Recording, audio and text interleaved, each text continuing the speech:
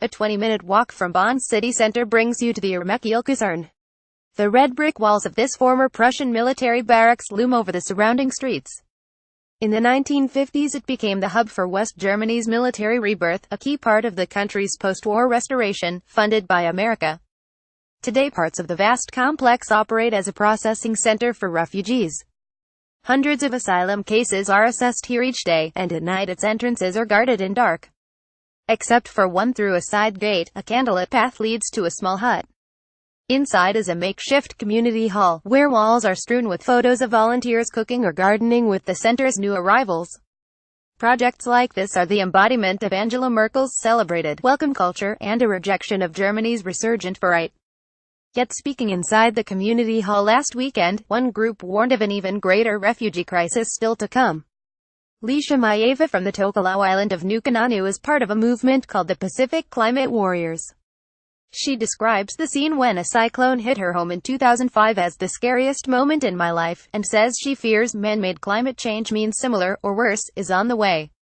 Like many vulnerable communities, the warriors are fighting to protect their homelands rather than flee.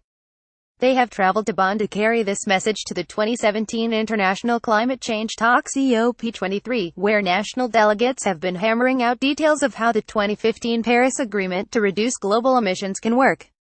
Progress in limbo inside the UN's plush conference centers, the rapid advances in renewable technology have lent the event an air of optimism. Countries showcase their best intentions at colorful stalls, and young activists stage flash sing-alongs against Donald Trump, who has threatened to withdraw the US from the agreement in 2020.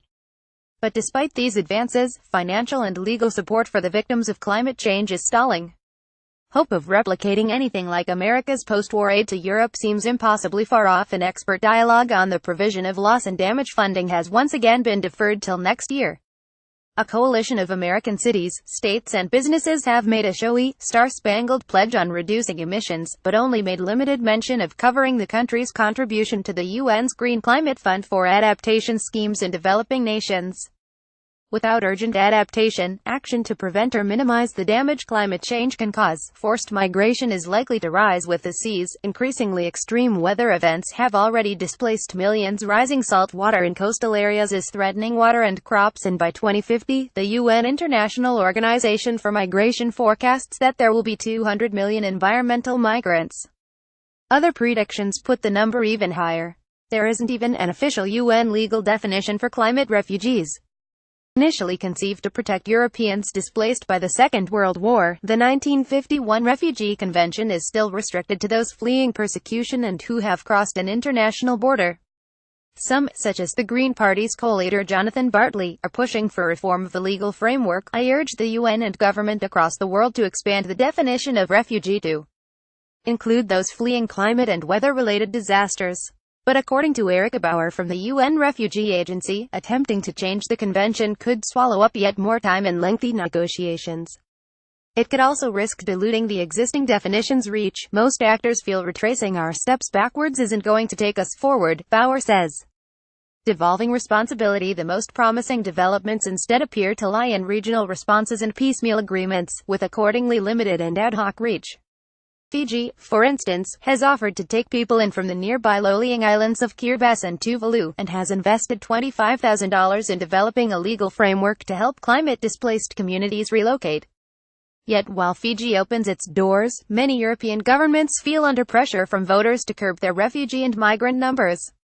On the financial side, a new insurance scheme called Resilience Global Partnership aims to provide climate disaster insurance for 400 million poor and vulnerable people by 2020, but risks pushing the cost of premiums back onto those who can least afford to pay. Finance could also come from the courts.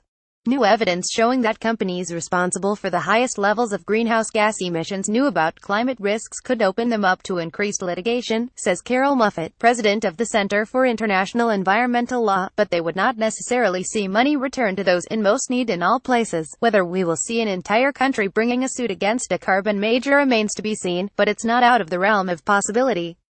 So for all the Paris Agreement's sweeping ambition, when it comes to dealing with the human face of climate change, its success so far is dispersed and delicate. In the words of Kia Lal, a young Fijian barrister and activist, without a clearer plan to aid victims we risk leaving hundreds of millions of people out in the cold with no compensation and nowhere to go.